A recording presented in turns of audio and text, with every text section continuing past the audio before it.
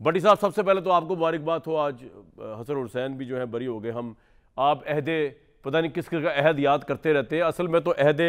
مریم نواز صاحبہ ہے. آپ لوگ جلیں یا نہ جلیں، اگر اب میں اپنے ایک اور پوائنٹ آف ویو سے دیکھوں تو بقول نون لیگ کے جن لوگوں کے ساتھ ناانصافی ہوئی تھی آج تمام وہ لوگ اقتدار میں ہیں سوائے میاں جاوید لطیف صاحب کے آف کورس. اور اس کے اندر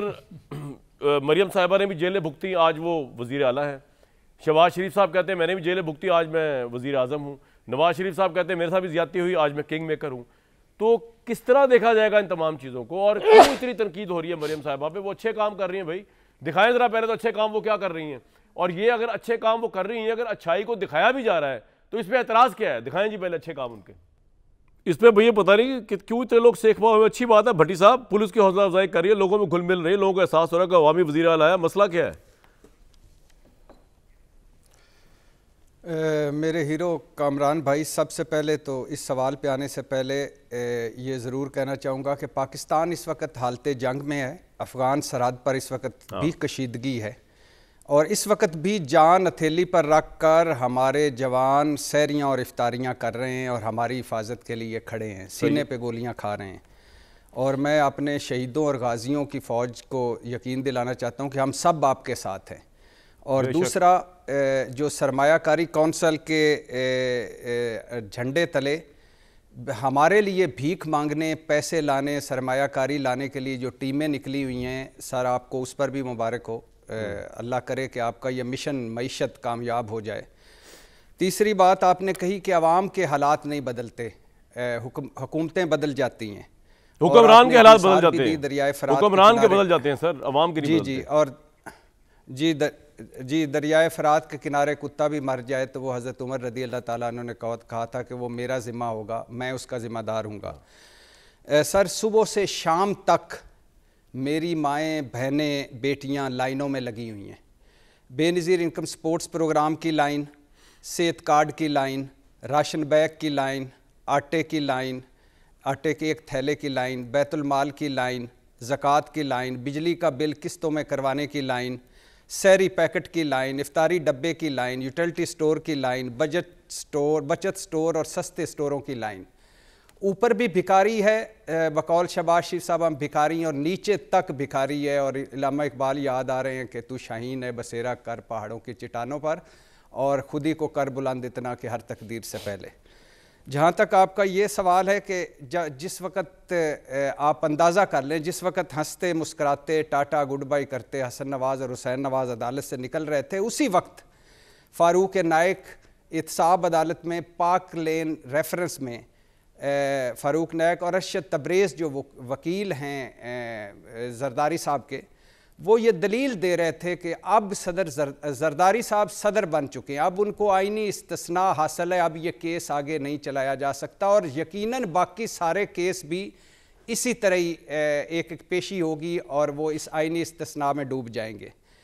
یہ غیر شرعی بھی ہے، جیسا آپ نے کہا، غیر اخلاقی بھی ہے، غیر اصولی بھی ہے، اور یہ جنگل کا قانون ہے.